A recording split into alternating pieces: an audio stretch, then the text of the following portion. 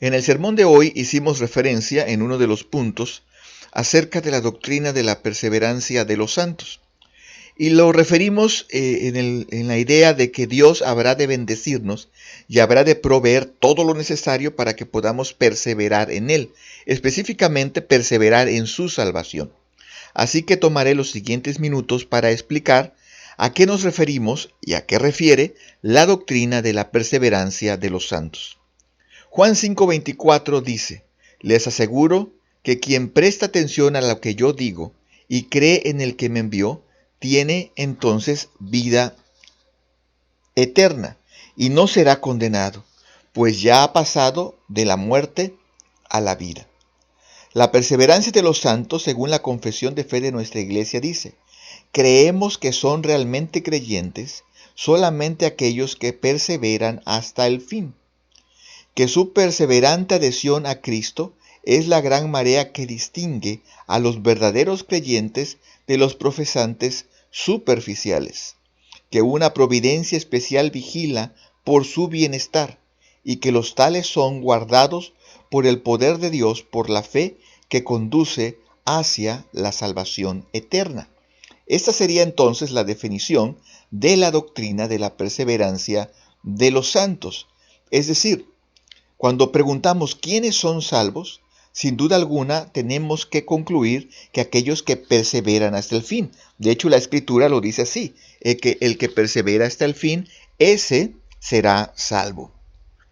Y esto distingue a aquel que asiste porque el mensaje le resulta agradable, o le resulta correcto, o le es de ánimo y esperanza. Se distinguen entonces estos de aquellos que en verdad son salvos, porque van a perseverar en la verdad y en la justicia, a pesar de que las circunstancias pudieran no ser tan favorables. A pesar de las dificultades y de los contratiempos del peregrinar sobre esta tierra, habrán de perseverar e insistir en la palabra del Señor, en la verdad y en la justicia de Dios. Para entender esto, habremos de mencionar 4 puntos que trataré de explicar brevemente. 1. La salvación es por gracia, no por obras. Entonces, no puede perderse. Esto lo enseña Efesios 2, versos 8 y 9. El decir que uno puede perder la salvación, es decir que la salvación depende de las obras de uno.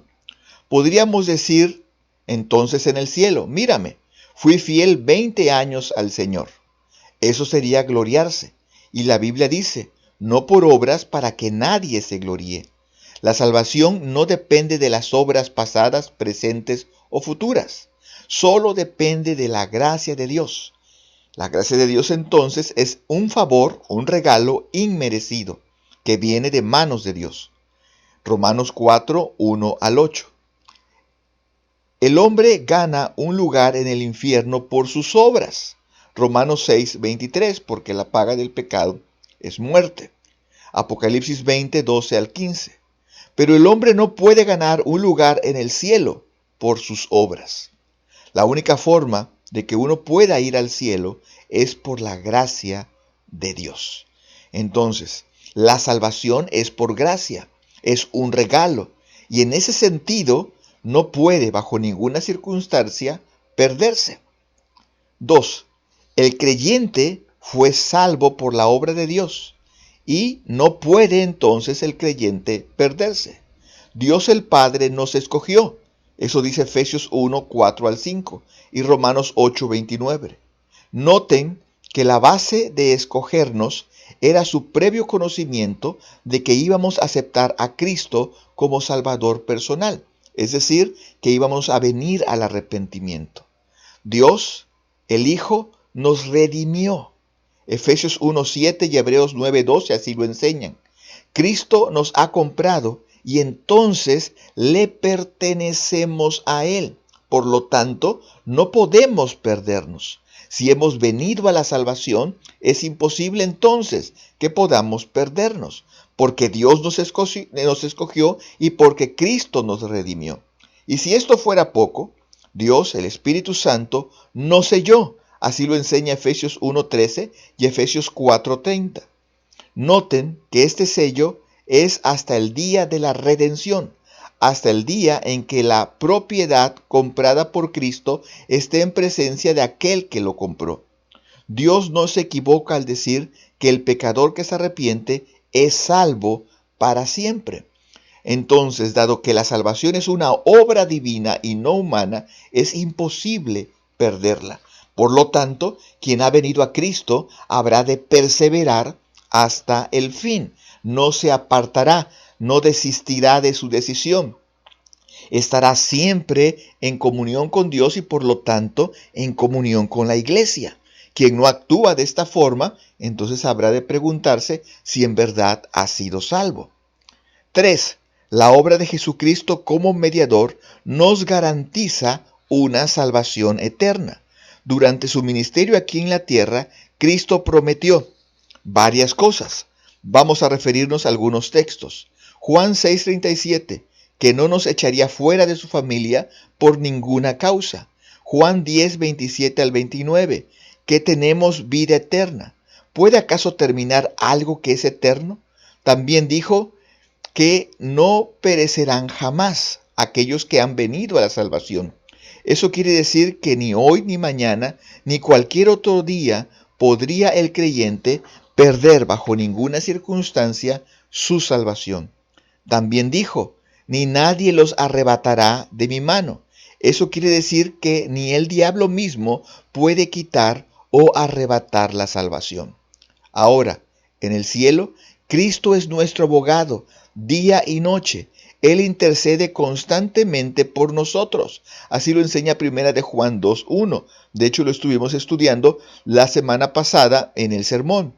El decir que uno puede perder la salvación es decir que Cristo, como intercesor, no tiene poder alguno. Punto número 4. El pecado mismo no puede hacer que el cristiano pierda la salvación. Jesucristo ya pagó la pena de todos nuestros pecados, presentes, pasados y futuros. Todos nuestros pecados eran en el tiempo en que Jesús murió en la cruz, pecados futuros, y Él ya pagó por ellos. Así lo enseña Primera de Juan 2:2. Cuando el cristiano peca, ofende a su Padre Celestial, y la comunión entre ellos se pierde, pero el parentesco no. Noten que así lo enseña 1 Corintios 5:5. Podemos resbalar sin duda alguna. Resbalamos permanentemente. A veces porque no escudriñamos la Escritura con detenimiento, o a veces porque ponemos nuestra atención en las cosas de esta tierra, y entonces somos seducidos al pecado. Pero Jesús es nuestro abogado, y entonces podemos regresar a la condición que teníamos. Sin duda resbalamos, pero no dejamos de ser por ello hijos de Dios. Cuando el cristiano peca, Dios el Padre le castiga. Así lo enseña Hebreos 12:5 al 7. Y el versículo 11 también de ese capítulo. Pero no lo juzga, puesto que ya ha sido juzgado a través de la obra de Cristo en la cruz. Recordemos Romanos 8:33 al 34. Dios puede usar sufrimientos, puede usar la tristeza y aún la muerte del cuerpo para disciplinar a sus hijos, pero no significa que esa disciplina tiene como objetivo separarnos de Él, sino al contrario, quebrantar nuestro orgullo y soberbia para poder regresar como el hijo pródigo en arrepentimiento y en sumisión a su voluntad. En ese sentido, dado que la salvación no se pierde, Dios habrá de proveer todo lo necesario para que nosotros podamos perseverar en esa salvación. ¿Qué nos da entonces para ello? Nos da su palabra. ¿Qué más nos da? Nos da sus bendiciones, nos da su iglesia. Y a través de ello nosotros podemos permanecer en esa salvación que Él ha regalado a nuestra vida. El cristiano puede cometer actos de pecado, pero no puede vivir una vida de continuo en el pecado. Si lo hace, es señal de que jamás ha nacido de nuevo. La perseverancia de los santos es una doctrina fundamental de la Reforma y es una enseñanza que las iglesias reformadas constantemente estamos mostrando a los miembros para que puedan tener dos cosas. Por un lado, la confianza de su salvación.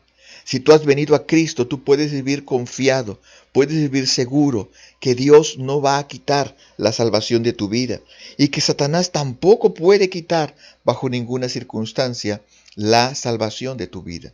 Pero también puedes confiar que Dios va a proveer todo lo que tú necesitas para que puedas perseverar en esa salvación. Hoy hablamos de que Dios quiere bendecirnos. Hoy hablamos de que Dios quiere derramar su misericordia y que Dios quiere darnos su compañía. Y esto no significa que es como una especie de galardón o premio por haber hecho las cosas bien. No. Él quiere hacerlo porque Él quiere que nosotros permanezcamos, perseveramos en nuestra salvación, en la salvación que Él nos ha dado.